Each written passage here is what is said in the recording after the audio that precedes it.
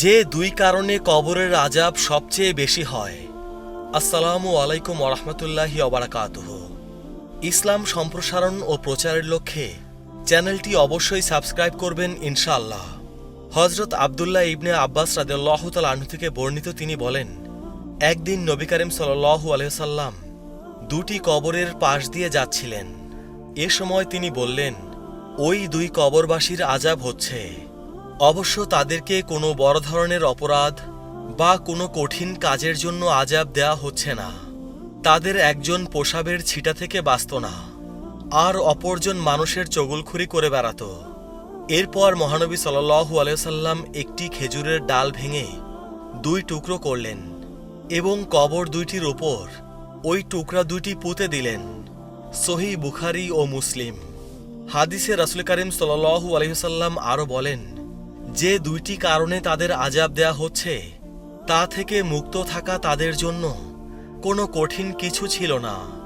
অন্যদিকে এই দুটি অত্যন্ত গুরুত্বপূর্ণ বিষয় এবং আল্লাহর কাছে গুরুতর অন্যায়। বিষয়টি খুব হালকা নজরে দেখার সুযোগ নেই।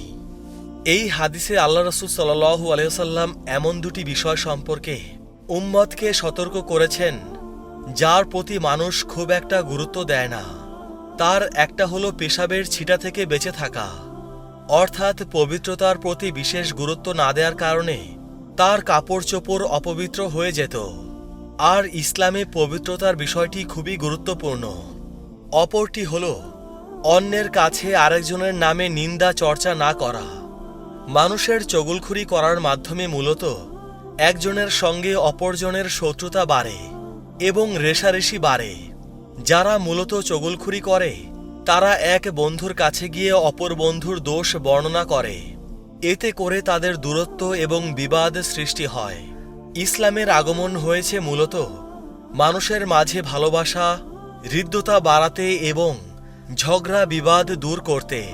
তাই অন্যের সঙ্গে দূরত্ব তৈরি হয়, সম্পর্ক নষ্ট হয়, এমন যে কোনো কাজ থেকে বিরত থাকা উচিত।